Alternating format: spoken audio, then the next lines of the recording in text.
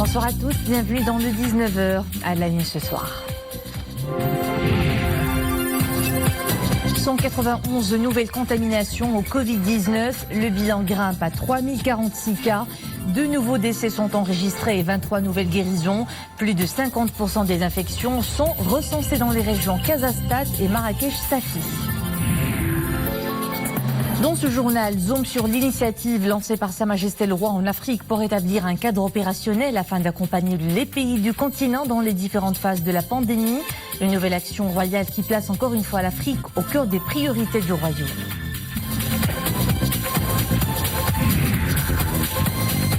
La solidarité est toujours au programme depuis le déclenchement de la pandémie. Nous irons à la rencontre d'un collectif de chefs cuisiniers qui se lance dans une action humanitaire, livrer des repas gratuits au personnel soignant et aux personnes en difficulté.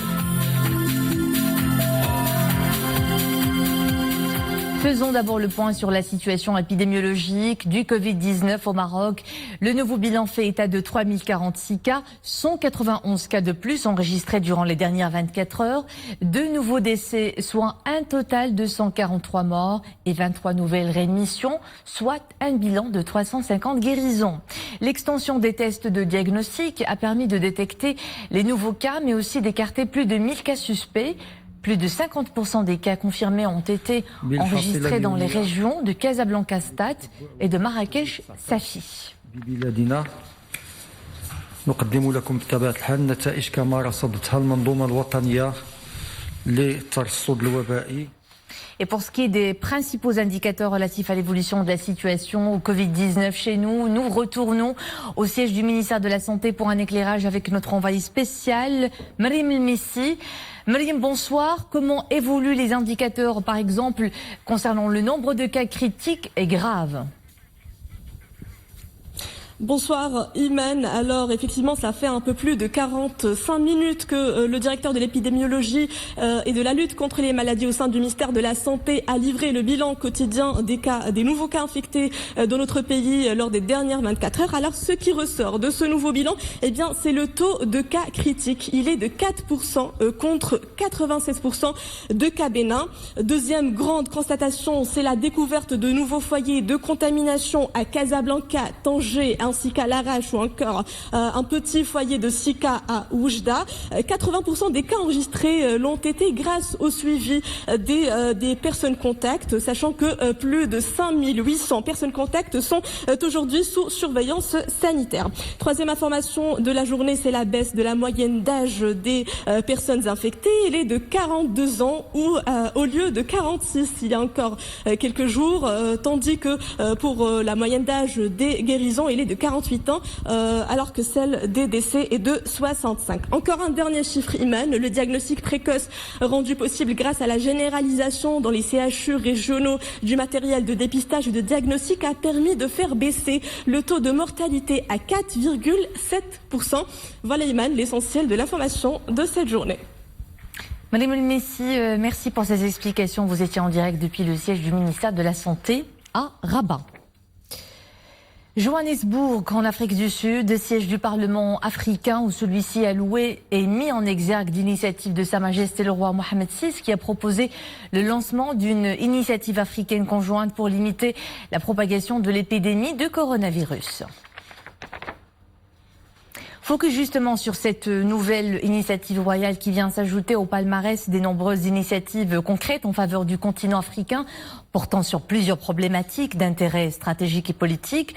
La nouvelle initiative lancée par Sa Majesté le Roi pour atténuer la propagation de la pandémie liée au Covid-19 en Afrique a pour objectif de permettre aux pays africains de procéder à une évaluation objective et chiffrée de l'impact de la pandémie sur leurs économies respectives, sur les plans régional et international. L'initiative est fortement saluée dans le continent. Exemple au Sénégal, Boukar Ben Gabrit. La pandémie de coronavirus n'arrête pas la solidarité africaine. Le Maroc se distingue par son engagement au service des causes du continent. Le lancement par Sa Majesté le Roi Mohamed VI d'une initiative de chefs d'États africains visant à établir un cadre opérationnel afin d'accompagner les pays africains dans leurs différentes phases de gestion de la pandémie du Covid-19 est une confirmation concrète de cet engagement et de cette solidarité. Une initiative pragmatique et orientée vers l'action pour faire face à l'impact sanitaire, économique et social de la pandémie. Face au Covid-19, la réponse doit être globale, concertée et solidaire. Les deux chefs d'État vont encore prendre cette initiative-là. Je n'ai aucun doute qu'elle va s'amplifier et qu'elle va s'organiser autour d'autres chefs d'État, probablement de l'Afrique et d'ailleurs du monde d'ailleurs. La communauté marocaine installée sur le continent salue l'engagement de Sa Majesté le Roi, une nouvelle initiative distinguée du souverain qui confirme une fois de plus les nobles valeurs de solidarité prônées par Sa Majesté le Roi. L'initiative royale nous fait très chaud au cœur. C'est une initiative qui s'ajoute à d'autres actions solidaires menées par le souverain dans le continent africain et qui fait partie de la vision stratégique de Sa Majesté le Roi. Aux grands mots, les grands remèdes et aux grands défis, les grandes initiatives. Celle proposée par le souverain, en leader visionnaire, répond à une vision de solidarité afro-africaine prônée par le royaume, avec comme objectif l'épanouissement des Africains. Et pour en parler, nous avons avec nous en direct par Skype M. Saad El Hamzawi, président de la Chambre marocaine de commerce et d'industrie en Côte d'Ivoire. Monsieur, bonsoir. Quels sont les échos à Abidjan suite à l'initiative royale de lancement d'un mécanisme africain conjoint pour limiter la propagation de l'épidémie du coronavirus dans le continent? Bonsoir madame. Dans ces circonstances exceptionnelles d'état d'urgence que nous devons tous être solidaires et faire preuve d'initiative et de solidarité. L'implication de Sa Majesté Mohamed VI, que Dieu l'assiste, envers la Côte d'Ivoire et les autres pays africains s'inscrit dans l'étroite politique et la volonté de la coopération sud-sud tant prônée par Sa Majesté. Nous ne pouvons pas être indifférents et susciter de notre part une réaction positive et probante à ce sujet-là. Donc, aux côtés des dirigeants politiques de notre pays d'accueil, nous essayons de mener des actions concernant cette pandémie de Covid-19. Alors justement, qu'est-ce que la Chambre marocaine de commerce et d'industrie en Côte d'Ivoire a prévu pour accompagner cette initiative royale? Alors la Chambre de commerce et de l'industrie marocaine que j'ai l'honneur de présider, sous la supervision et la direction de son Excellence Abdelmalek Tani, ambassadeur de Sa Majesté en Côte d'Ivoire et président d'honneur de notre Chambre, depuis son arrivée, n'a pas ménagé aucun effort pour être à nos côtés. La collecte des contributions financières, matérielles permettant à la Chambre de participer à l'élan de solidarité et donc au ministère de la Solidarité et au ministère de la Santé. Bien évidemment, ces actions et cette opération de récupération des dons se fera dans une transparence totale et à l'insu de cette opération, la Chambre du commerce fera un rapport détaillé pour ces dons. Parce que nous ne pouvons pas rester indifférents et ces efforts vont honorer les entreprises respectives marocaines se trouvant sur le territoire ivoirien et aussi faire preuve que le Maroc, sous l'égide éclairée de notre souverain, que Dieu l'assiste. Alors, nous profitons de l'occasion pour vous demander des nouvelles de nos compatriotes confinés en Côte d'Ivoire. Quelle est leur situation et comment vivent-ils cette atmosphère inédite à l'échelle planétaire? Alors, la situation de nos compatriotes ici en Côte d'Ivoire et à Abidjan plus particulièrement, il y a des familles qui sont dans la détresse et que des associations ont pu venir à leur aide grâce à certains donateurs, des généreux donateurs. Concernant le confinement, ici en Côte d'Ivoire, je suis un chef d'entreprise, mon entreprise fonctionne toujours, bien entendu en respectant toutes les mesures barrières prévues par les consignes gouvernementales, telles que le lavage des mains à l'entrée des entreprises, le port du casque obligatoire au sein et à l'extérieur des entreprises, et cela est une nécessité afin de combattre ce coronavirus. Saad El Hamzawi, président de la Chambre marocaine de commerce et d'industrie en Côte d'Ivoire, merci pour ces précisions. Vous étiez en direct depuis Abidjan par Skype. Le comité de veille économique a tenu aujourd'hui sa 5e réunion de travail en mode visioconférence, réunion à l'issue de laquelle le comité a décidé une nouvelle série de mesures pour l'allègement de l'impact de la crise sanitaire sur les plans social et économiques, avec déjà au plan social par exemple la distribution d'aides financières à plus de 200 000 ménages ramédistes éligibles par jour. Le comité a donc décidé de nouvelles mesures supplémentaires, à savoir la mise en place d'un crédit à taux zéro pour les auto-entrepreneurs impactés par la crise du Covid-19, pouvant atteindre un montant de 15 000 dirhams. Le traitement comptable dérogatoire pour étaler les dons et les charges relatives à la période de l'état d'urgence sanitaire sur 5 ans. Il s'agit également d'étendre ou de l'extension du bénéfice de Daman Oxygène aux entreprises opérant dans le secteur de l'immobilier et puis de l'assouplissement des procédures de déclaration des salariés affiliés à la CNSS qui sont en arrêt provisoire. Et en raison de la crise sanitaire et du confinement qui s'ensuit, les autorités facilitent les procédures de passation et d'exécution des marchés publics par la mise en place de mesures d'accompagnement en termes de simplification et de fluidification de certaines procédures. Ces commandes publiques peuvent être soumises par voie électronique et afin d'éviter tout retard de paiement, il a été décidé à titre exceptionnel durant la période de l'état d'urgence sanitaire de surseoir à l'exigence de la signature électronique des documents pour les entreprises et les maîtres d'ouvrage sur un portail dédié à cette fin appelé gestion intégrée des dépenses. Plus d'explications avec Abdellah Mazouz, trésorier régional de la région Rabat-Salé-Kénitra. Grâce au système d'information dont dispose la trésorerie générale, notamment le système gestion intégrée des dépenses, GID, le système gestion intégrée des recettes, GIR, et le système plan comptable de l'État, PCE, les délais de traitement et d'exécution de la commande publique, notamment de l'État et de la collectivité territoriale, n'ont connu aucune altération. Encore mieux, ils ont été améliorés grâce aux différentes circulaires du ministère de l'économie et des finances et grâce aussi aux efforts déployés par le personnel du ministère de l'économie et des finances, notamment la trésorerie générale et des services ordonnateurs.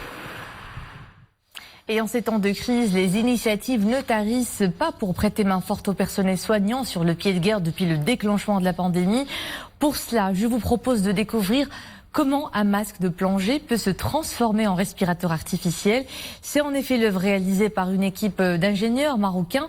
Le masque est développé selon des techniques de pointe. Il est aujourd'hui expérimenté par un staff de médecins. C'est un reportage à Temara d'Imaslavi Hassan Silla et Mrim Messi. تيدور على الوجه كامل دونك ما كاينش داك تاع لا ريسك دونك ماشي عاوتاني الفويت زيرو ولكن كيقلل بزاف من لو ريسك. Cela doit vous rappeler un masque de plongée. Oui, il s'agit bien d'un respirateur conçu à partir d'articles de natation.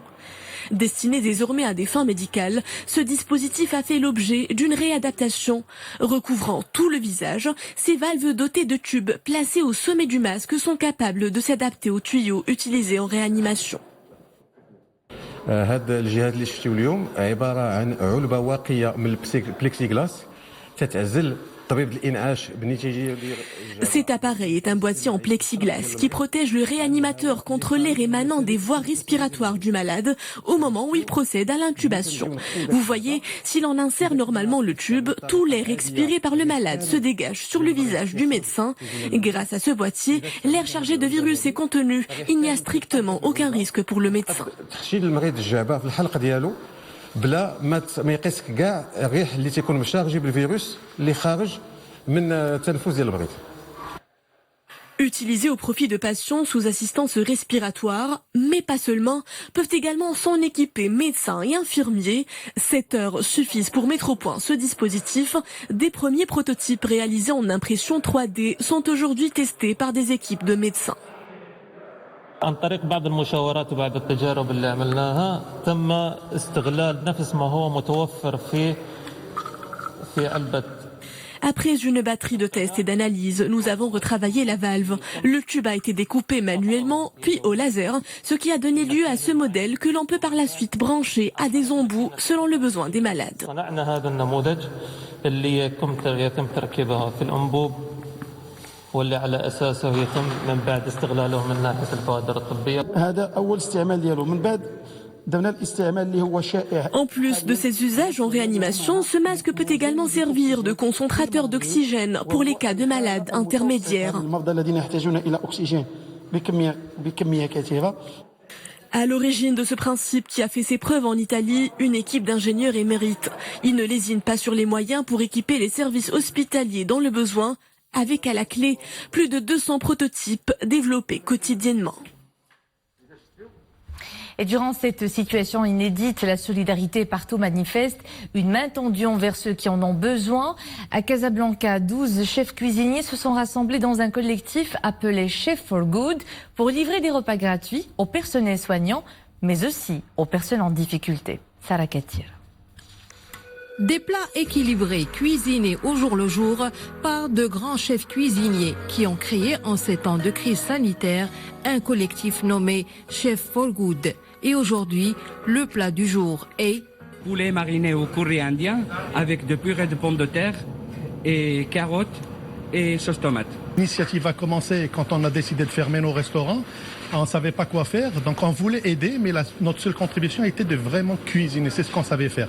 On a commencé à s'organiser, on est un collectif de 12 chefs, il y en a qui sont confinés chez eux, il y en a qui sont ici. On a commencé avec des petites quantités pour vraiment travailler en mode pompier. 100 repas, 200 repas. À un moment donné, on a reçu beaucoup de demandes. Les demandes descendaient. Alors il fallait s'organiser autrement. Le collectif prépare plus de 500 repas distribués tous les jours au corps médical et aux différentes associations opérant avec les démunis, qu'ils soient marocains ou issus de l'Afrique subsaharienne. Nous avons bénéficié de cette aide en tant que collectif sénégalais, en tant que communauté sénégalaise. Depuis 4 jours, je viens ici tous les jours à 15 heures et j'amène des repas pour des Sénégalais qui sont confinés. Nous avons été très satisfaits du travail qui est en train de se faire ici. Ces 12 chefs bénévoles se sont répartis les tâches. Certains préparent les repas depuis leur quartier général dans ce restaurant bénévole, d'autres depuis leur propre restaurant ou leur domicile. Mais les demandes augmentent de jour en jour en faveur des personnes en situation difficile. Et à travers le monde, des cellules de crise sont mobilisées dans toutes les missions diplomatiques du Royaume pour apporter conseil et assistance à notre diaspora et aux Marocains bloqués suite aux mesures de confinement en vigueur un peu partout à travers la planète. Écoutons à ce propos la consul générale du Royaume du Maroc à Toulouse en France. À ce jour, le consulat de Toulouse a enregistré 255 ressortissants bloqués.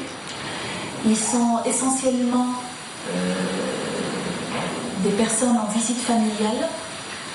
Nous avons également quelques touristes, quelques stagiaires qui se trouvaient en échange universitaire et certaines personnes en déplacement professionnel. Donc pour la plupart, ils sont essentiellement basés à Toulouse et hébergés chez des membres de la famille ou chez des amis. Donc l'accompagnement du consulat s'est décliné sur 3 plans. Un accompagnement psychologique et moral, à travers un contact permanent par téléphone ou un accueil au consulat quand les personnes se déplacent dans nos locaux. Au besoin, nous prenons également des rendez-vous médicaux. Un accompagnement administratif en facilitant le contact avec les autorités locales pour les différentes démarches administratives et essentiellement pour la prolongation des visas touristiques. Troisièmement, nous avons mis en place un accompagnement logistique. Cet accompagnement peut être une prise en charge pour un hébergement, sachant que beaucoup d'hôtels ont fermé et donc il a fallu trouver des solutions en coordination avec les autorités locales, que je remercie pour leur réactivité. Ça peut être la prise en charge médicale, ça peut être l'achat de paniers alimentaires ou de tout autre produit de première nécessité. Du jamais vu, à la fin d'une séance infernale, le baril de pétrole coté à New York pour livraison en mai a terminé ce lundi pour la première fois sous les $0. Les investisseurs et spéculateurs étant prêts à payer pour s'en débarrasser faute de stockage. Ce contrat expirant demain à la clôture, ceux qui en détiennent doivent trouver des acheteurs physiques au plus vite. Mais comme les stocks ont déjà énormément gonflé aux États-Unis ces dernières semaines, ils ont été contraints de payer des gens pour trouver preneurs. Dans le monde, le coronavirus a touché à ce jour plus de 2,4 millions de personnes pour 165 000 victimes selon un dernier bilan. Les États-Unis sont désormais le pays le plus touché devant l'Italie, l'Espagne et la France. L'Europe compte près des 2/3 des victimes de la pandémie, mais les États-Unis sont le pays le plus endeuillé avec plus de 40 000 morts. La Chine revoit à la hausse son nombre de décès du Covid-19 et la mairie de Wuhan a annoncé 1290 morts supplémentaires le week-end. Et c'était le mot de fin de cette édition. Merci à vous de nous suivre. L'info est de retour à 21h avec Marie Melaofir. Au plaisir de vous retrouver demain. Prenez soin de vous et restez chez vous.